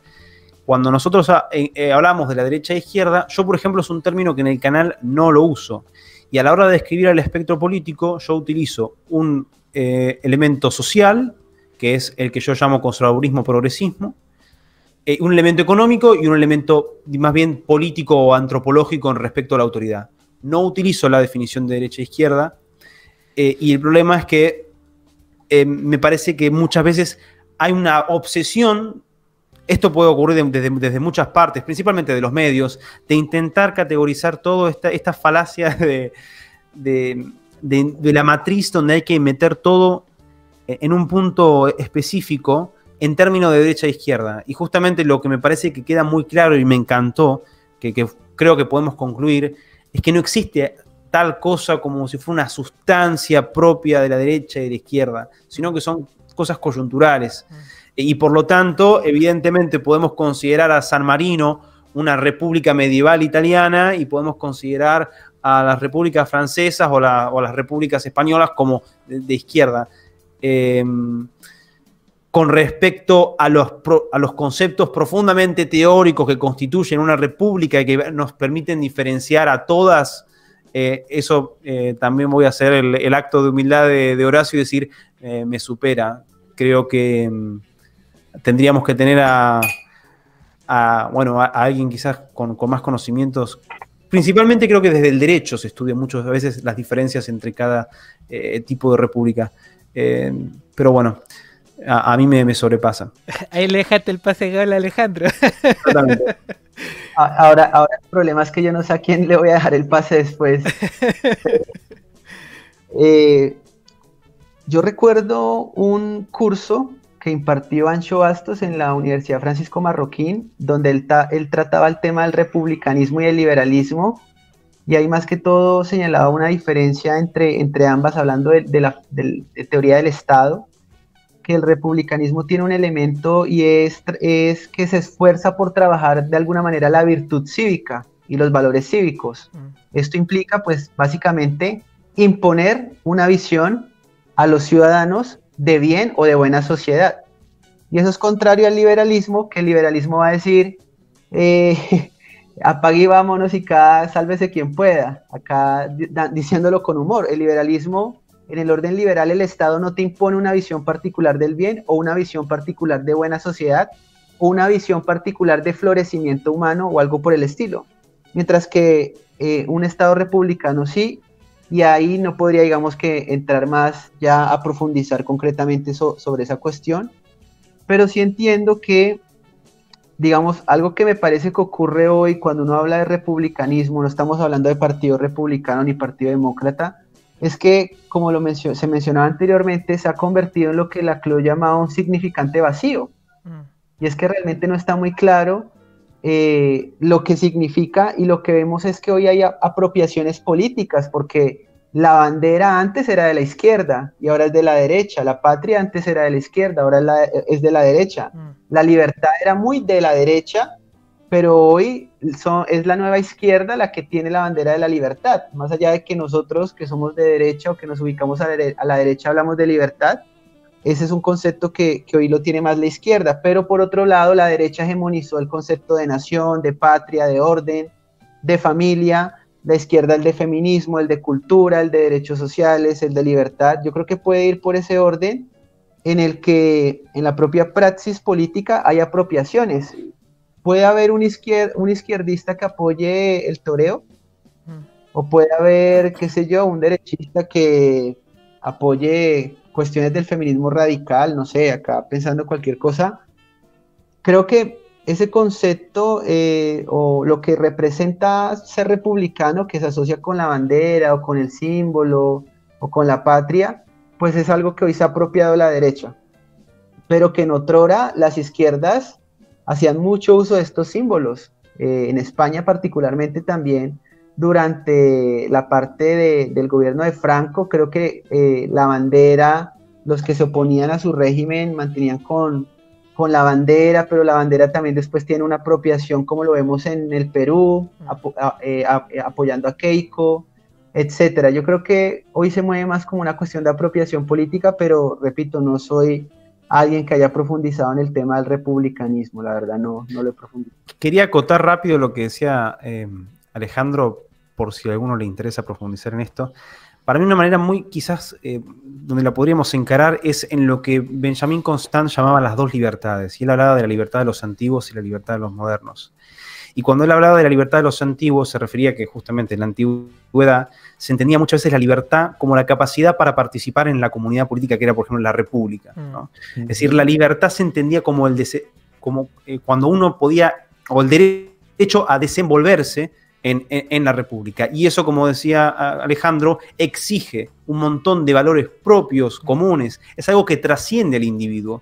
La libertad de los modernos está mucho más relacionado con el concepto de individuo, algo que en la antigüedad no existía, ese concepto del individuo como existe hoy. Por lo tanto, este viejo republicanismo, esta vieja libertad, como la describía Constant, era el derecho a pertenecer en algo que ya existe y que ya tiene valores, principios, y que incluso a veces pueden ir en contra de deseos, percepciones o voluntades propias, ¿no? Exacto. Entonces, interesante esto de la libertad vieja, antigua y moderna. Sí. Bueno, yo eso lo he mencionado varias veces en el canal, la libertad de versus la libertad para. La libertad para actuar en sociedad bajo responsabilidades, por tanto la autolimitación para no hacer cualquier cosa, salir desnudo, ¿cierto?, por la avenida, porque uno sabe que hay normas que son invisibles, pero que están, que se dan en sociedad, pues por la comunicación. Entonces libertad de es libertad de, pues, o sea, libertad de la atadura, incluso la atadura biológica, como podría ser una persona transhumanista, transespecista. Es libre de todo. De nuevo, positivismo, racionalismo. Bueno, sobre el republicano, hay dos nociones, pues la del Partido Republicano, ¿cierto? Que tenemos el Partido Republicano en Estados Unidos, acá en Chile también se está formando, y también tenemos las ideas republicanas, pues y las ideas republicanas son las que impulsaron los jacobinos sobre todo, que, de nuevo, desde arriba un grupo de personas, que no era ni siquiera el 10% de la población, asume de pronto que tenemos que vivir bajo otro esquema. Y todas las relaciones humanas que estaban dándose en todo el continente no importan. Las matanzas entre familiares, ¿cierto? Entre los que eran realistas y los que eran patriotas, eso no importó. Los límites, ¿cierto?, fronterizos que fueron dibujados arbitrariamente tampoco. Esas guerras que hasta el día de hoy están atormentando los países, Perú, Bolivia, Argentina, en el sur, en todos lados. Entonces, esa construcción mental desde el papel. Eso yo insisto, es una idea de izquierda, insisto, es de izquierda. Porque desde el papel tú quieres crear una noción de realidad que no se da de forma natural. En cambio, Gramsci, ¿ya? Gramsci, por muy de izquierda que sea, la postura en cómo él trata de infiltrar la sociedad mediante la cultura, los medios de comunicación, la escuela y todo eso, vendría a ser una postura más o menos de derecha. Porque se da cuenta de que bueno, de hecho sus posturas las saca imitando la iglesia. Se da cuenta de que las relaciones humanas y el aprendizaje y la cultura son importantes para influir a largo plazo y que así se construye, de abajo hacia arriba, no de arriba hacia abajo, que es lo que venían haciendo las personas de izquierda. Entonces es re curioso eso, como Gramsci aprende de la derecha para crear un arma tan poderosa, y la derecha se olvida de eso, la iglesia sobre todo se olvida de eso y le entrega todos los espacios de cultura a la izquierda. Es re curioso. Y sobre los partidos, el Partido Republicano en Estados Unidos, los neocon que mencionaban, creo que lo mencionó Horacio, tengo entendido que fueron infiltrados o fundados desde el principio por Trotsky, o sea, por los trotskistas. Entonces tienen una matriz ideológica de izquierda y por eso también se entiende que tengan esta mirada republicana también a la antigua de izquierda, de no me gusta el sistema democrático que tienen allá, bombardeémoslo para que se amolden nuestros esquemas mentales y poder hacer negocios, no importa las muertes, no importa el caos, no importa si es estable o no ese sistema político que instauro, como pasó en Libia, ¿cierto? Lo importante es que desde mi papel, desde mi tabla Excel, calza, todo perfecto. Eso sería más o menos mi intervención, cortita pero concisa. Y el último punto, yo creo que con este damos para finalizar, vendría a ser los demócratas, que esa es la otra postura grande, ¿cierto? Que pueden haber demócratas de derecha, al menos Piñera, acá en Chile, dice que es demócrata. Horacio, te doy el pase. Buenísimo.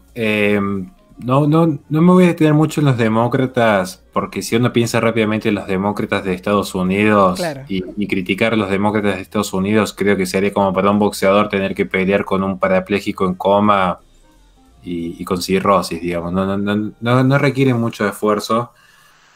No sé por qué se ríen, me hicieron reír a mí, pero bueno. Sí me interesa hablar un poco de la democracia. Creo que quizás sería como un tema que a veces muchos le temen hablar de la democracia, porque yo fui rescatando tanto de Alejandro como de los demás. Hay un tema que creo que es importante tener en cuenta, digamos. Y creo que Gentilhombre ha tocado quizás en un punto algo que se me había pasado por alto mencionar y me hizo venir a la mente. Hay una inteligencia muy grande en no querer abordar a veces el tema de derecha o izquierda, porque como categoría pedagógica son simples, digamos. Al menos en mi caso, cuando tengo que entrar a veces a las zonas más carenciadas de mi ciudad y tener que hablar o exponer ciertos temas, son categorías simples y sirven pedagógicamente. Pero ya cuando el debate se eleva, terminan siendo un poco incompletas a veces estas categorías. Claramente, vencen en ejemplo trascendental de la actualidad, digamos, la tecnología existe, entonces aparece un sinfín de categorías. El transhumanismo, el bioconservadurismo, el libertarianismo tecnológico, o sea, hay incluso la tecnología en cuestión de géneros, hay categorías que se pueden llegar a imaginar. Digo esto para qué. Porque a veces uno cuando, y es inteligente, uno cuando esquiva ciertos temas, como esquivar a hablar de derecha o de izquierda, es inteligente. O sea, si yo dijese en la televisión, como me ha pasado en un debate con un legislador comunista, y yo digo, bueno, yo soy de derecha, automáticamente uno mismo se pone una etiqueta y esa etiqueta limita una serie de consideraciones posteriores que ya se dan por sentadas, con la famosa falacia del hombre de paja. Ahora que está de moda decirle falacia a todo lo que es un poco distinto, es más, creo que han inventado la falacia del gordo tetón, o sea, creo que no hay ninguna falacia que haya sido inventada. Se le llama falacia a todo aquello que excede un poco lo que uno puede contestar. Entonces, como yo no puedo contestar algo, digo falacia. Me ahorro todo el argumento. Casi como cuando digo, bueno, decirlo sin llorar. Es porque no tengo argumento, pero te ridiculizo, ya quedo como un intelectual que supuestamente sé más. Pero ¿cuál es el tema? Que a veces también es bueno animarse a entrar en esta disquisición más allá de las críticas que se van a venir. Hice esta introducción porque sé que cuando toquemos el tema de la democracia, no va a faltar el que diga, estos están a favor de la dictadura. Es la típica falacia y la falsa equivalencia.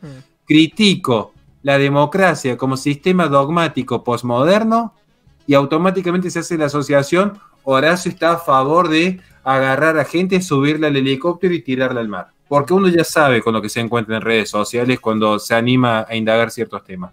Pero lo real es que aquí se ve en última instancia que la democracia es el cúlmine del proyecto político racionalista por definición. Porque en ese racionalismo, lo que comienza siendo un principio básico de, digamos, la verdad construida a partir de la inteligencia. Mucha gente cuando habla del dualismo cartesiano, a veces lo subestiman y a veces lo sobreestiman. Pasan estos dos vicios a veces con Descartes. Cuando Descartes dice, pienso Por lo tanto, la conclusión lógica es que existo, es porque Descartes tenía una preocupación genuina y profunda en buscar la certeza. Y en esa búsqueda de certeza se puso en duda absolutamente todo el cosmos que lo rodea a uno, incluido el propio cuerpo. Pero no vamos a hablar de ideología de género hoy. En esa búsqueda por la verdad, la única verdad que halló fue la verdad en sí misma, que es, bueno, si yo estoy pensando ya hay una sola certeza, que yo existo. El resto está por descubrirse. Ahora, en una sobreestimación de ese pensamiento y en una profundización de dicho pensar, se puso en duda absolutamente todo el cosmos, lo cual incluía a Dios. Y esto no es una visión apologética, más allá que yo sea católico, no, eso no importa en este punto. Lo que importa es, cuando se puso en duda la existencia de Dios, ya el hombre deja de ser una creación en la cosmovisión de la sociedad para ser un ser creador. Porque ahora la creación no va a depender de un orden estamental externo, sino decir, bueno, lo que ahora existe va a existir de cómo nosotros consideremos y transformemos este mundo, que ahora está bajo nuestro dominio. Ya no está el mundo bajo el dominio de Dios, está bajo el dominio del hombre. Y aquí empieza un conflicto en el hombre. ¿Por qué?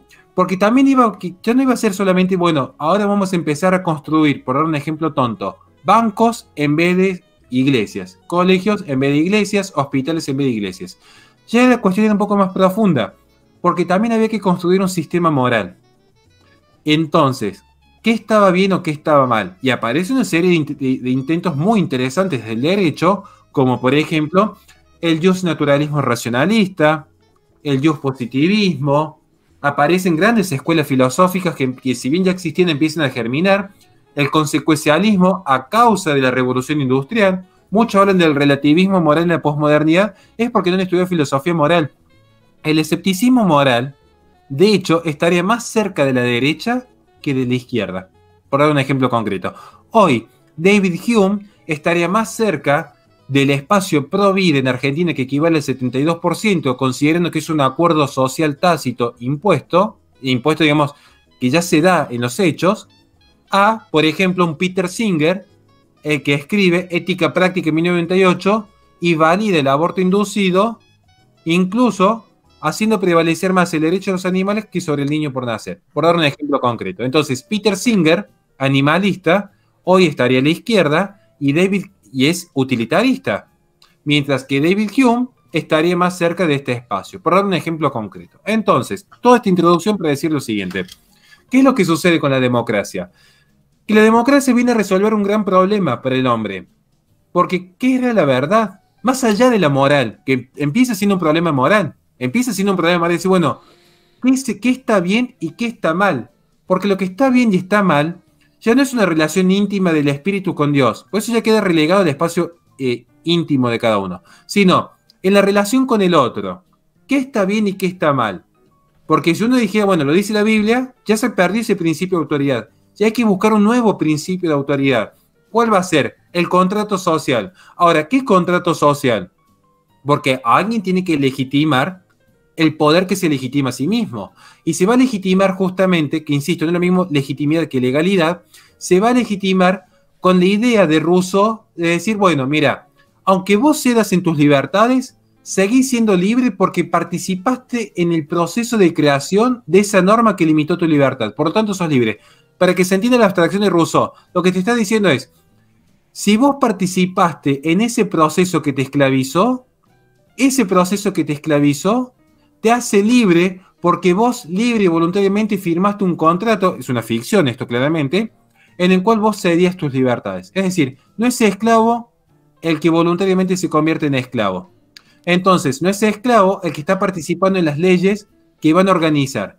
Y de ese contrato social, que en parte es lo que termina generando luego la Revolución Francesa, es donde surgen las categorías de libertad y de igualdad. Cuando sale libertad, igualdad y fraternidad, hoy en la democracia van a ver que todas las leyes de categoría 1, yo hago categoría 1 y categoría 2 a partir de Hart, todas las leyes dictadas en democracia, sin excepción, se traducen siempre en decirle al ciudadano en su categoría 1 hasta qué punto sos libre o hasta qué punto sos igual. Pero son las dos categorías en las que estiman todas las leyes. Agarren cualquier ley que quieran.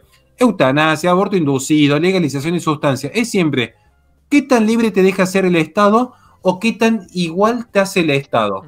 Son las únicas dos categorías que existen a grandes rasgos. Todo esto después de la Revolución Francesa. ¿Qué es lo que sucede con la democracia? No me quiero extender, pero con esto cierro entonces. Hay mucho para decir la democracia, le dedico un capítulo en mi libro, vaya si no me interesara este tema. ¿Qué es lo que sucede con la democracia? Que la democracia lo que dijo es, bueno, no hay un ser superior, ¿quién va a reemplazar este ser superior? Este acuerdo de voluntades, que es una verdad dogmática. Porque ese acuerdo de voluntades es dogmático. Intenten constituir un partido político en cualquier parte de Occidente cuya plataforma plantee justamente limitar la democracia. En democracia se puede plantear absolutamente cualquier delirio, desde que es un derecho aniquilar a un ser inocente, y no me refiero solo con el aborto inducido, cuidado, no me refiero solo a eso, me refiero a cualquier tipo de delirio. La eutanasia. Se puede discutir absolutamente todo se puede discutir, menos cuestionar el propio sistema democrático. Y luego dicen los secularistas y los laicistas que esto en realidad es un sistema libre de dogmas y libre de normas morales. Cuando ellos están imponiendo esa norma moral, ¿cuál es? Se respeta este contrato social. Y este es el contrato social imperante.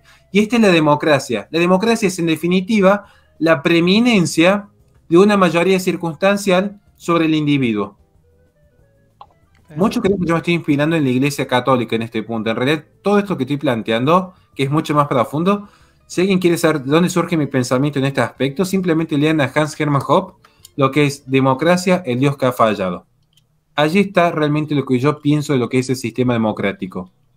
Y lo está diciendo un anarcocapitalista agnóstico. No lo está planteando Torquemada o Isabel la Católica. Simplemente eso, porque yo me imagino después cómo van a llover las críticas, pero digo, la democracia es eso, es la consagración como una divinidad de una mayoría circunstancial. Que dicho sea de paso, el concepto de verdad, que la verdad es construida por la mayoría, también hay que repasarlo, porque los sistemas de adoctrinamiento y los sistemas de conductismo, mucho antes que viniesen a hablar algunos ahora de Gramsci, o vengan a hablar de Foucault, la sociedad disciplinaria, o Byung-Chul Han, el imperativo de la positividad, lo planteó a Skinner con el conductismo y luego Domenech con el análisis de la propaganda política. Libros que se utilizan tanto en ciencias políticas como en las carreras de marketing. Vayan a ver luego si realmente está tan separado lo que es público y lo privado. Y esto es un poco el juego de la democracia, porque en la posmodernidad lo que hace la democracia es lo privado se eleva a público y lo público se privatiza. Y ahí tenemos los fenómenos tanto de la Big Tech como de la ideología de género, donde es imposible hacer estos análisis con las viejas categorías de izquierda esto o derecha aquello otro. Porque hoy algo tan íntimo como la libertad sexual se encuentra en una categoría politizada y estatizada. Y algo tan privado como una plataforma de Internet es lo que define la agenda política pública, como hizo en su momento Twitter en plenas elecciones en Estados Unidos. Hay mucho para desarrollar, pero sé que hay mucho más para decirle a los caballeros. Perdón por haberme extendido tanto en este tema. No, impecable, tío, impecable. Tomás, de nuevo te lo dejaron difícil. Disfrutamos escucharte, Horacio, no te preocupes. Creo que la gente está exigiendo red pills. Creo que tocamos el tema democracia y la gente está... Quiere, yo creo que quiere que esto siga. Ya como ya tuvimos la introducción amable de Horacio, podemos seguir ahí profundizando, podemos meter el dedo. ¿En qué sentido? Vos, la pregunta que hiciste es hasta qué punto podríamos debatir la democracia en relación a la izquierda y la derecha, ¿no? Yo, apoyándome en lo que dijo Horacio, voy a decir que la democracia, como es entendida hoy, no es contraria a la derecha y a la izquierda, sino contraria a la razón. O sea, ahí vamos metiendo. ¿En qué sentido podemos entender la democracia en nuestro contexto como algo positivo? Bueno, yo creo que la democracia debe ser entendida como la participación en las decisiones políticas, en la comunidad política. Y esto es algo espontáneo, esto, digamos, puede darse de muchas maneras, y esto demuestra cierta madurez. Nosotros podemos analizar a lo largo de la historia diferentes comunidades políticas. Y a medida que, digamos, van madurando las instituciones, a medida que van madurando esa cohesión social, llegamos a un momento donde es posible que muchas personas participen del proceso de lo político. No me refiero al Estado, al proceso de lo político. Y justamente sociedades muy maduras como en Suiza, puede ser que todos tengan un rol activo en en formar decisiones del día a día. ¿No? Eso para mí es lo positivo de la democracia en el sentido de la participación. Y por otra parte deberíamos entender la democracia como lo que se refería Horacio. Es un dogma en el cual se piensa que la realidad social se construye a partir del consenso entre voluntades o diferentes percepciones en un contexto variable, ¿no? Entonces absolutamente todo tiene que ser pasado por una encuesta, un cuestionario en el cual la mayoría tiene el papel decisivo. No importa qué está bien, qué está mal, no importan elementos básicos de lógica, no importa nada, porque lo que define la realidad es la percepción de las personas. Y acá, si querés, volvemos, y acá le vuelvo a dar un cierto toque a Horacio con lo que, bueno, vimos lo que estábamos hablando hace un tiempo, ¿no? El tema del realismo frente a un existencialismo que se basa meramente en la percepción y en el olvido de la realidad del entorno, ¿no? Es decir, la democracia favorece esto, donde lo que importa es la percepción independientemente de la realidad de lo que me rodea. Entonces no importa que haya algo que sabemos que está bien y que esté mal, o lo que importa es el consenso. Y es un dogma porque ¿por qué tiene que estar construida por el consenso y no por el disenso? ¿No? ¿Por qué no podemos tener una comunidad política donde si no estamos de acuerdo, la sociedad tiene que frenarse?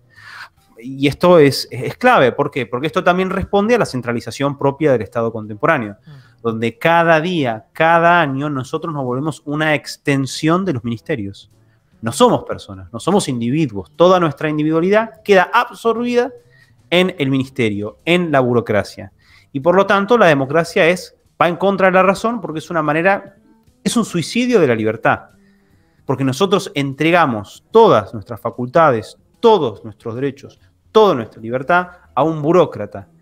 Y lo que está bien y lo que está mal, lo bueno y lo malo, todo depende al final en el consenso. Entonces es una estrategia realmente maquiavélica, me parece a mí, para destruir una sociedad. No, le cedo la palabra a Alejandro, no creo que pueda decir mucho más. Dale, Alejandro. Vale.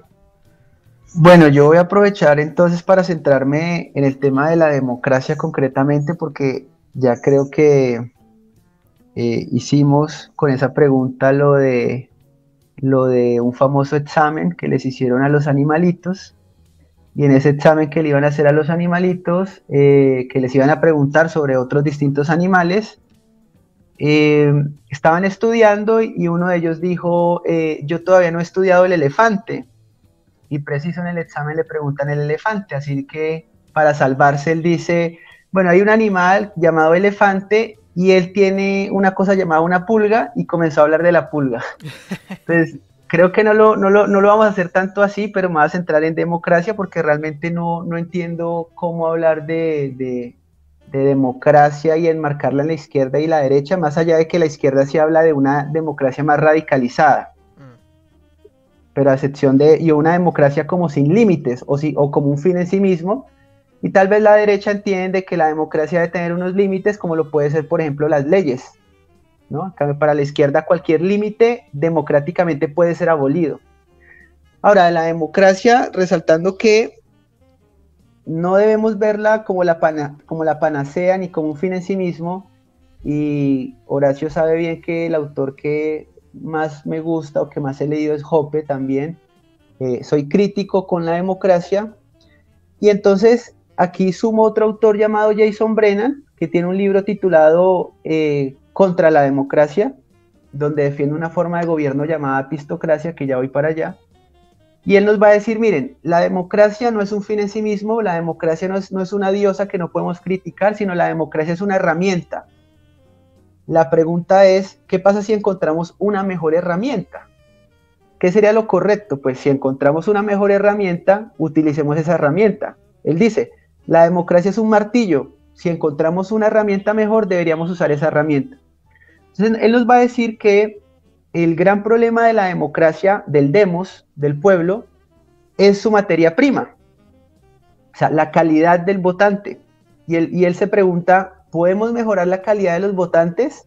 Y es una pregunta que la izquierda siempre se la ha planteado, ¿no? Ellos dicen, no, educación pública, educación pública, educación pública, y con eso vamos a tener mejores votantes y votantes críticos cuando realmente están generando ese adoctrinamiento. Así que el resultado siempre ha sido todo lo contrario.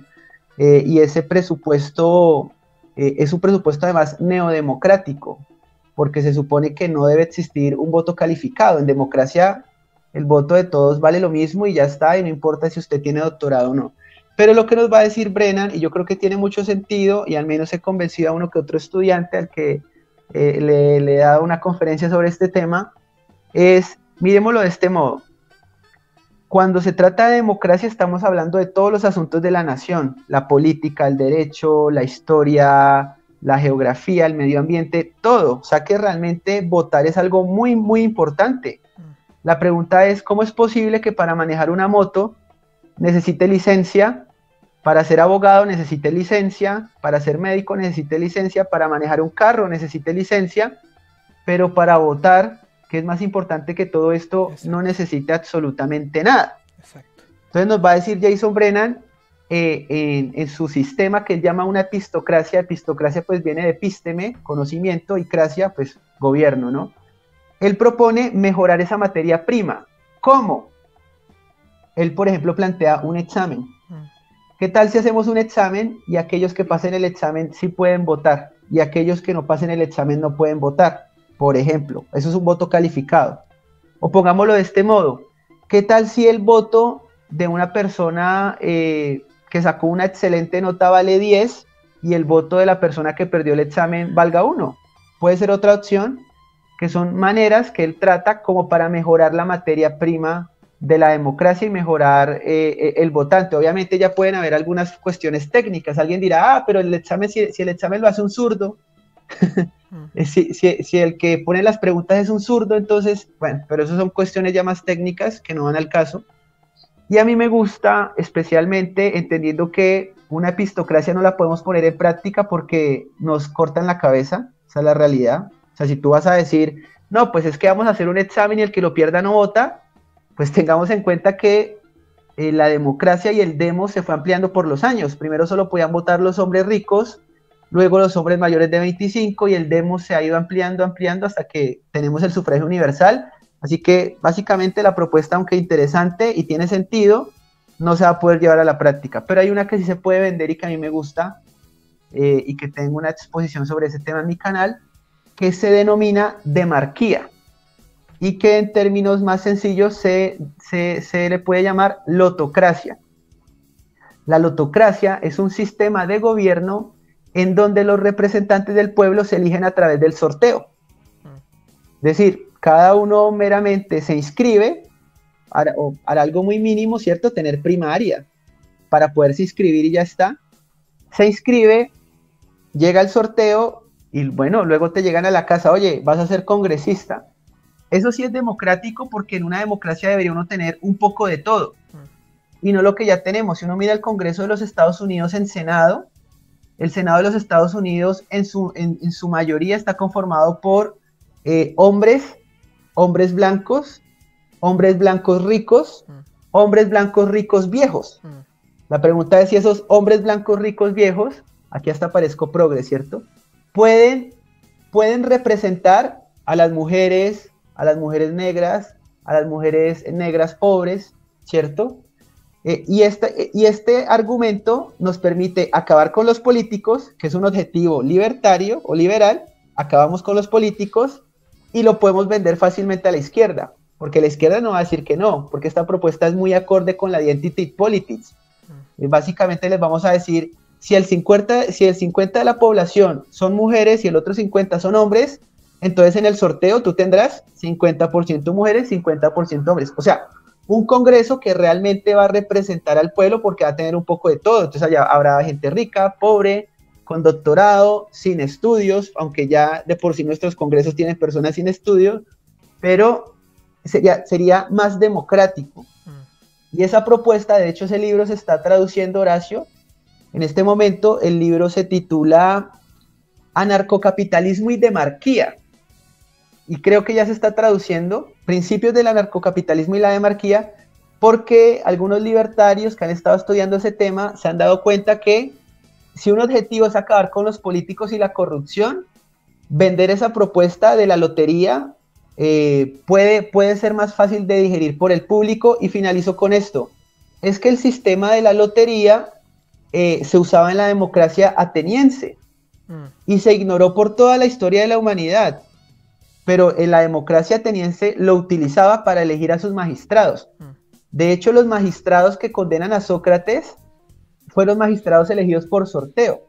Ellos utilizaban el sorteo para elegir a los magistrados y tenían aparte la democracia directa, ¿no? Que era el pueblo reunido en asamblea, cosa que hoy no podemos hacer, salvo que nos inventemos una futurocracia en la que cada uno vota las leyes con un celular y ya no necesitamos políticos. O sea, imaginemos que alguien propone un proyecto de ley y yo decido sí o no votando con una aplicación del Congreso en mi celular. Ya no tenemos políticos, pero pues la futurocracia está un poco lejos, pero la lotocracia puede venderse más. Y bueno, la democracia tiene muchas fallas y además los filósofos clásicos no la defendían. O sea, defender la democracia es una cuestión moderna. Los clásicos todos eran feroces monárquicos.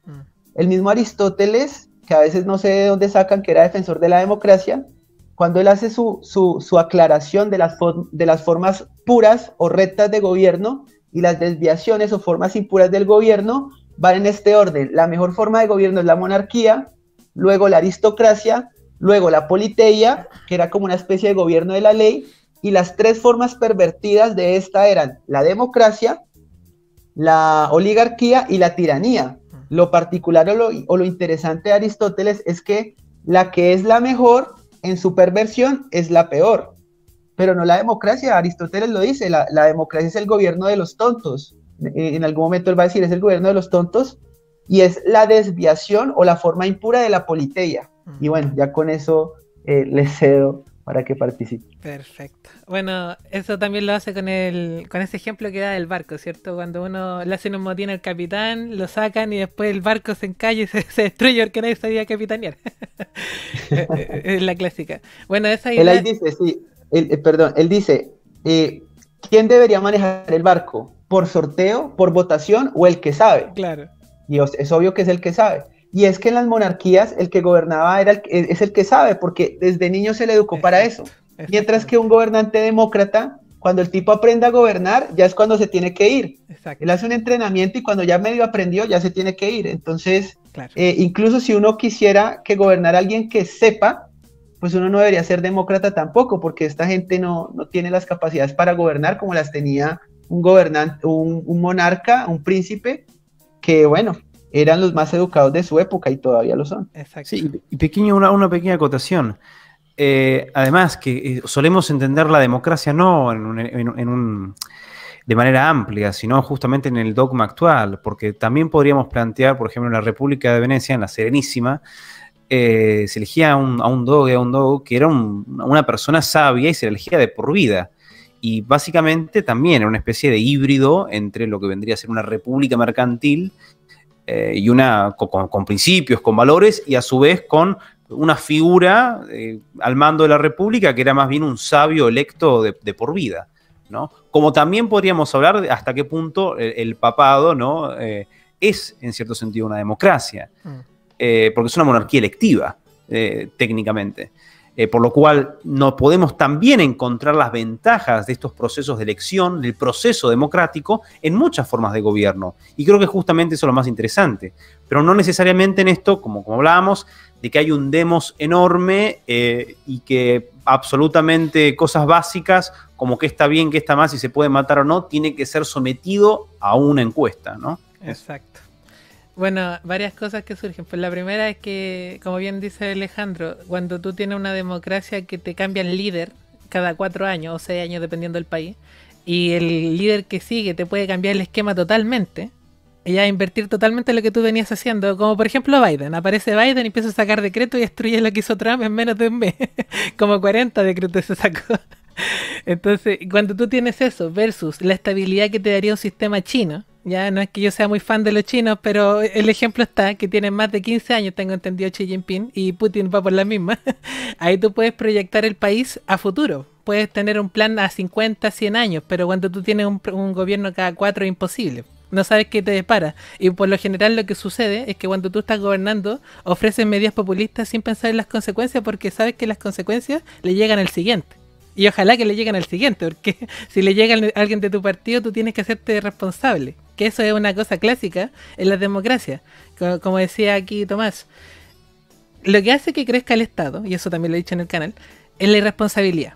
Si en el futuro las personas que tienen perritos y que no quieren pasear sus perritos ni limpiarle los excrementos dicen, ya, queremos que el Estado se haga cargo, probablemente creen el Ministerio de Paseos de Perritos y coloquen todo un aparataje estatal para el paseo de perritos de ancianos que no pueden pasear, con todo el gasto público que eso implica. Y al final es eso. Alexis de Tocqueville también lo decía.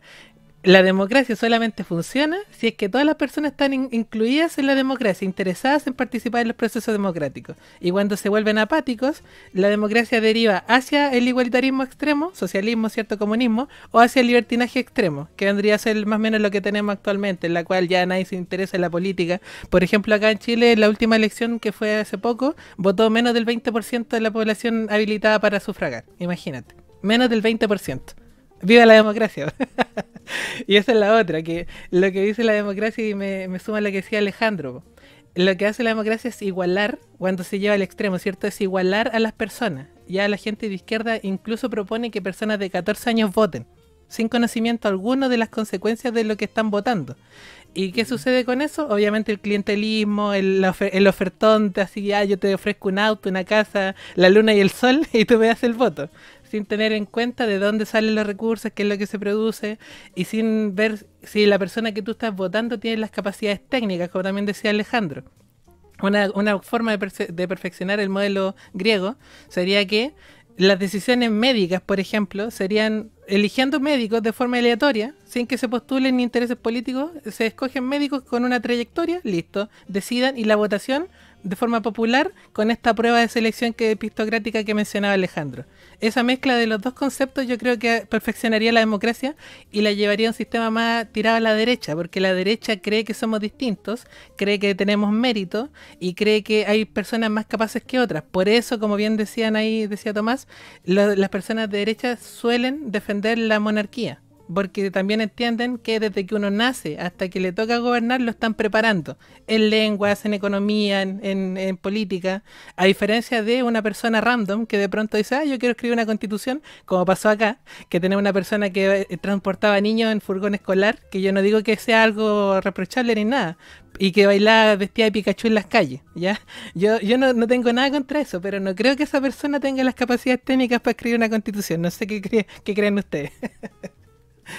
Bueno, y eso era más que nada lo que opina de la democracia, insisto. El pobre Jaime Guzmán se debe estar revolcando en su tumba. No, terrible. Esto. No.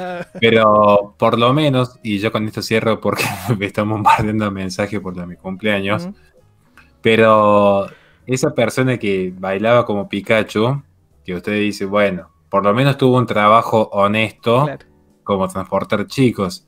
Acá en Argentina tenemos que el hijo del presidente es un Pikachu trasvestido y termina teniendo más poder y más prerrogativas que muchísimos ciudadanos de bien, o sea, que no conoce lo que es el trabajo honesto, sin embargo. Entonces digo esto porque la gente se horroriza, y esto me pasó el otro día en la radio, que hubo un par de llamados un poco subidos de tonos. Me sorprende porque siempre es del anonimato y desde lejos. Es curioso que uno cuando sale a la calle y enfrenta la vida real, los valientes de Twitter no suelen ser tan valientes personalmente. Pero como soy ignorante, no sé por qué se dará este fenómeno. Más considerando que soy inofensivo. Pero cuestión que yo dije que en definitiva la democracia y el Estado estaba sodomizando a los hijos de muchos trabajadores honestos en Argentina, que literalmente se mantienen sumisos y pasivos ante el robo, ante el delito, ante la inmoralidad de los gobernantes. Ahora, se enojan con uno porque les dice esto, pero ninguno puede demostrar que no es así, porque cuando tengan que demostrar van a ver que en esencia nunca nos hemos equivocado. A través de la democracia se han legitimado los peores crímenes, y la democracia que muchos se rasgan las vestiduras es un invento moderno que tal como se la concibe hoy no tiene más de 80, 90 años, tal como se la concibe hoy. Muchos creen que cuando se critica la democracia se está hablando de aquellos sistemas griegos o medievales o incluso del estadio moderno del siglo XVI en adelante están muy confundidos. La democracia como imperativo de verdad, como se la concibe hoy, no tiene más de 90, 100 años. Si mal no me equivoco, y esto Alejandra me puede corregir, comienza a prevalecer como sistema hegemónico con la caída del último imperio antes de la Primera Guerra Mundial y luego ya sí se establece como un dogma de verdad y de vida. Sí. Digo esto porque a veces la gente se confunde y se enojan cuando se planean estas cuestiones. Pero la realidad es que hoy todas las libertades de uno están supeditadas a lo que una mayoría circunstancial diga.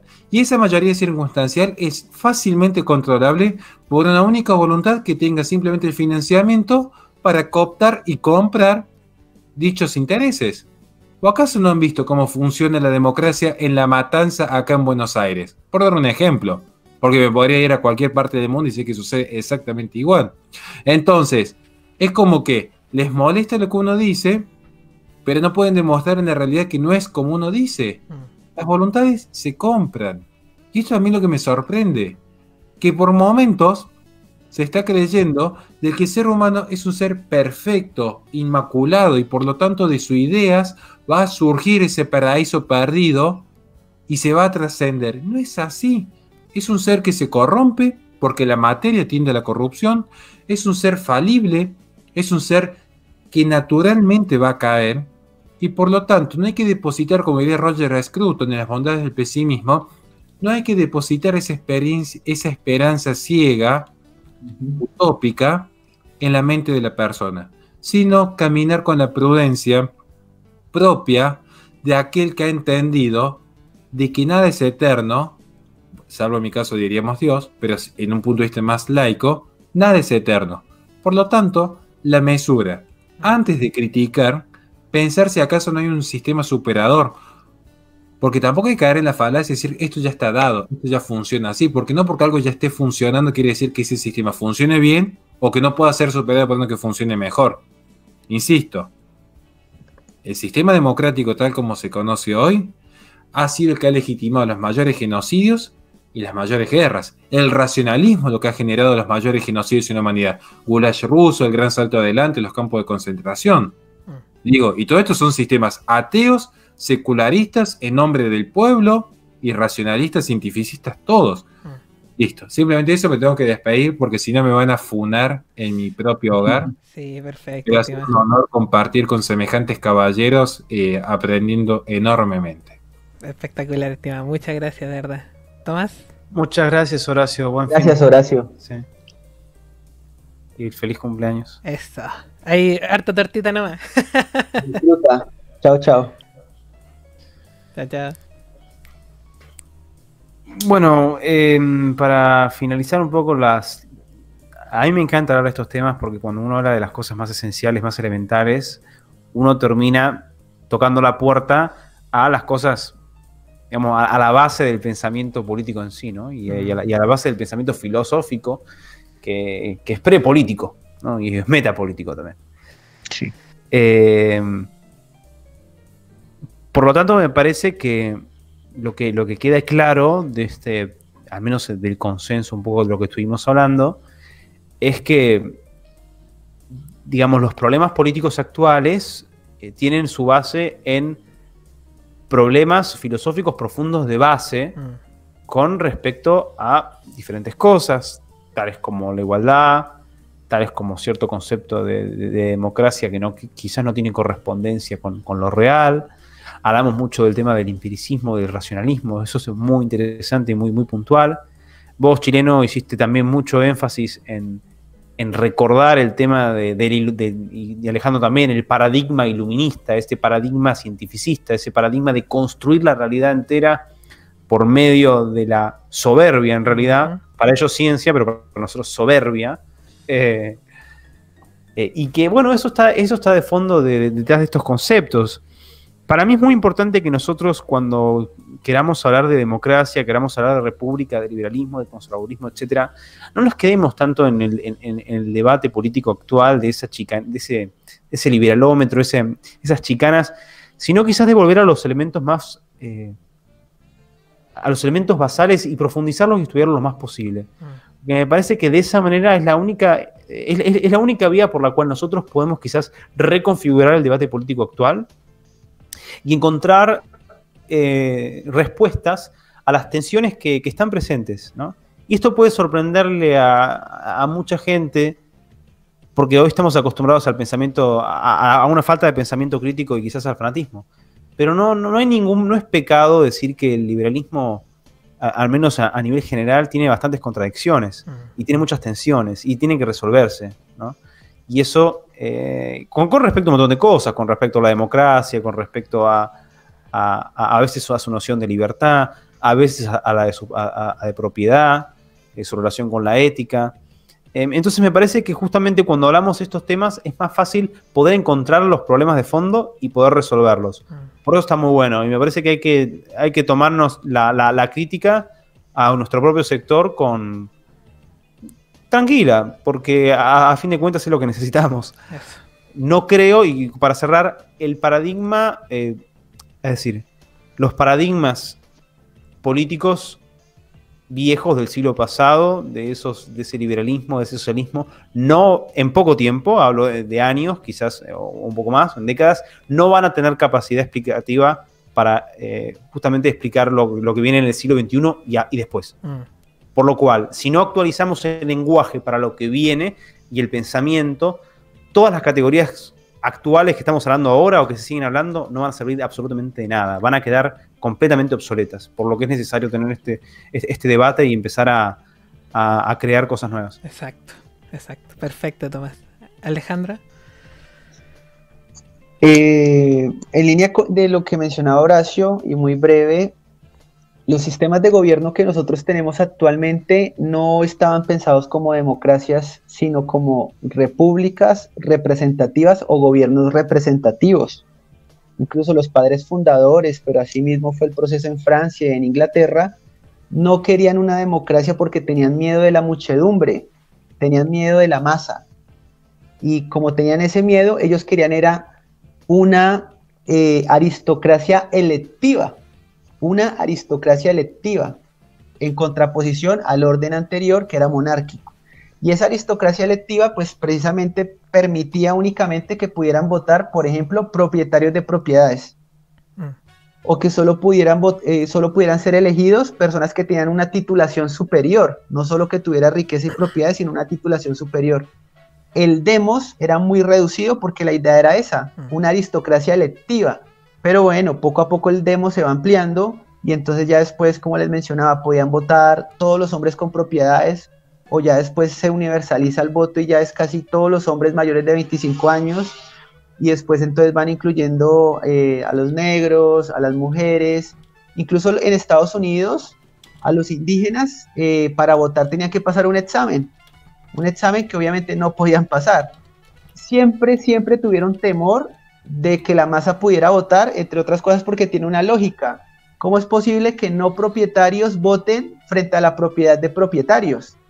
O sea, es que la igualdad tiene la democracia tiene una tendencia a la homogeneidad, a la uniformidad y al igualitarismo. La democracia tiene una tendencia al igualitarismo. Y conforme lo decía Horacio, en palabras de Hoppe entiende la democracia como una forma de comunismo moderado. Porque en democracia A y B se ponen de acuerdo para expropiar a C, pero posteriormente B y C para expropiar a A, y así A y C para expropiar a B. Es una forma de comunismo moderado, y la lucha democrática de cada 4 años es una lucha por quién tendrá el aparato del Estado para tomar la riqueza de unos y distribuirla a otros y tomarlas para sí. Entonces, ese demos se fue ampliando hasta lo que tenemos hoy, que es el sufragio universal, que es algo que hubiera detestado el propio Rousseau, porque Rousseau entendía también que una democracia de masas era el desastre absoluto, porque él entendía que cuanto mayor es el número de personas que pueden votar, menor es el valor del voto. Él lo plantea en el contrato social. Hay una relación inversamente proporcional. Mientras la población es más grande, menos vale tu voto. El ejemplo que él da es el siguiente. Él dice, miren, si somos 10 personas, mi voto vale 10%. Si somos 100 personas, mi voto vale 1%. Si somos 1000 personas, mi voto vale 0,1% o 0,1%. Si somos 10.000 personas, 0,01%. Y así sucesivamente hasta que ya tu voto te vale 0,0000 tanto por ciento. En Colombia votan 36 millones de personas. Tu voto no vale nada. Eso también lo va a explicar Benjamin Constant en La libertad de los antiguos comparada con la libertad de los modernos, cuando por el final él explica diciendo: el ciudadano más oscuro de la Roma antigua tenía más poder de decisión que una persona en las democracias actuales, donde el voto se pierde en millones y millones de votos. Y eso explica también la ignorancia racional.